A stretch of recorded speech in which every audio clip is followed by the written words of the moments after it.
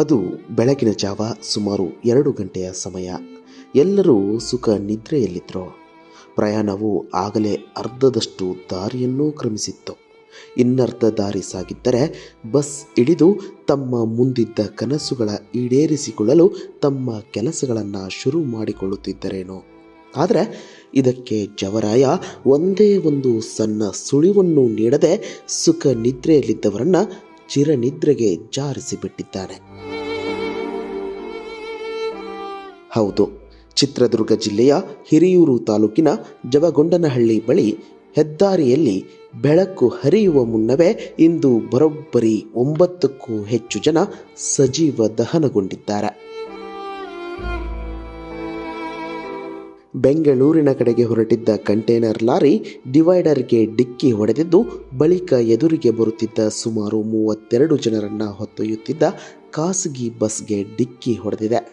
ಈ ವೇಳೆ ಡೀಸೆಲ್ ಟ್ಯಾಂಕ್ಗೆ ಡಿಕ್ಕಿಯಾಗಿ ಬೆಂಕಿಯ ಜ್ವಾಲೆ ಉಂಟಾಗಿದೆ. ಇದರ ಪರಿಣಾಮ ಬಸ್ನಲ್ಲಿ ಇದ್ದ 8 ಜನ ಮತ್ತು ಲಾರಿ ಡ್ರೈವರ್ ಸೇರಿ 9 ಜನ ಮೃತಪಟ್ಟಿದ್ದಾರೆ ಎಂದು ಐಜಿಪಿ ರವಿಕಾಂತೇಗೌಡ ಅವರು ತಿಳಿಸಿದ್ದಾರೆ. ಸುಮಾರು 2 ಗಂಟೆಯ ವೇಳೆಗೆ ಬೆಂಗಳೂರಿನಿಂದ ಗೋಕರ್ಣಕ್ಕೆ ಹೋಗ್ತಾ ಇದ್ದಂತಹ ಸೀಬರ್ಡ್ ಬಸ್ಗೆ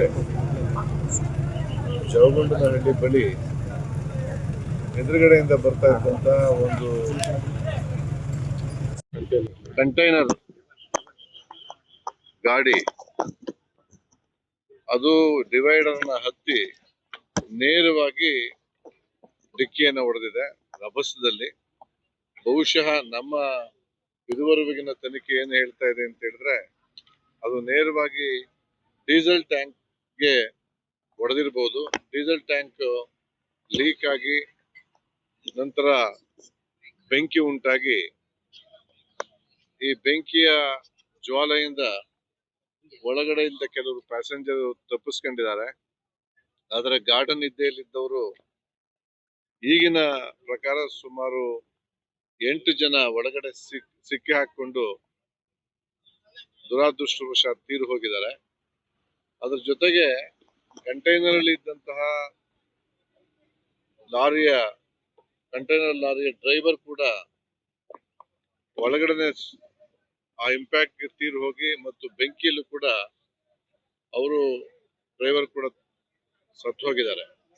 ಒಟ್ಟು ಇದುವರೆಗೆ ನಮಗೆ 9, ಒಂದು ಕಂಟೈನರ್ನ ಡ್ರೈವರ್ ಮತ್ತು 8 ಜನ ಪ್ಯಾಸೆಂಜರ್ಸ್ ಅನ್ನುವ ಒಂದು ಪ್ರಾಥಮಿಕ ತನಿಖೆಯಿಂದ ಗೊತ್ತಾಗ್ತಾ ಇದೆ. ಉಳಿದಂತೆ ಗಾಯಾಳುಗಳು 12 ಜನ ಹಿರಿಯೂರಿಗೆ, 9 ಜನ ಶಿರಾ ಮತ್ತು 3 ಜನ ತುಮಕೂರಿಗೆ ಹೋಗಿದ್ದಾರೆ.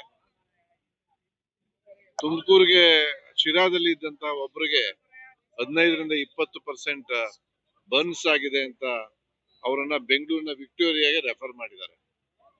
ಈಗಿನ ಮಾಹಿತಿ ಪ್ರಕಾರ ಗಾಯಾಳುಗಳಲ್ಲಿ ವಿಕ್ಟೋರಿಯಾ ಆಸ್ಪತ್ರೆಗೆ ಹೋಗಿದ್ದವರನ್ನ ಬಿಟ್ಟು ಉಳಿದವರೆಲ್ಲ ಅಪಾಯದಿಂದ ಪಾರಾಗಿದ್ದಾರೆ. ಈಗ ಒಟ್ಟು ನಮಗೆ ಬಂದಿರತಕ್ಕಂಥ ಮಾಹಿತಿ ಪ್ರಕಾರ 32 ಜನ ಒಟ್ಟು ಬಸ್ನಲ್ಲಿ ಇದ್ದವರು, ಇನ್ಕ್ಲೂಡಿಂಗ್ ಡ್ರೈವರ್ ಅಂಡ್ ಕಂಡಕ್ಟರ್. ಅದರಲ್ಲಿ ಸಿಕ್ಕಿರುವ ಲೆಕ್ಕ ಪ್ರಕಾರ 8 ಜನ ಒಳಗಡೆ ಇದ್ದಿರಬಹುದು ಅಂತೇಳಿ. ಒಂದು ಮಗುವನ್ನ ಹೋಲ್ತಕ್ಕಂತ ಶವ ಇದೆ ಅಂತ ಹೇಳ್ತಾ ಇದ್ದಾರೆ, ಸುಟ್ಟೋದಂತಹ ಶವ. ಅದು ನಮಗೆ ಅದರ ಡೀಟೇಲ್ಸ್ ಗೊತ್ತಾಗಬೇಕಾಗಿದೆ. ಈಗ ಖಚಿತವಾಗಿ ನಮಗೆ ಗೊತ್ತಿರತಕ್ಕಂಥದ್ದು ಏನು ಅಂತ ಹೇಳಿದ್ರೆ, ಪ್ರಾಥಮಿಕ ತನಿಖೆಯಿಂದ 8 ಜನ ಬಸ್ನಲ್ಲಿ ತೀರೋಗಿದ್ದಾರೆ ಮತ್ತು ಒಬ್ಬರು ಕಂಟೈನರ್ ಲಾರಿಯಲ್ಲಿ ಡ್ರೈವರ್ ತೀರೋಗಿದ್ದಾರೆ. ಒಟ್ಟು 9.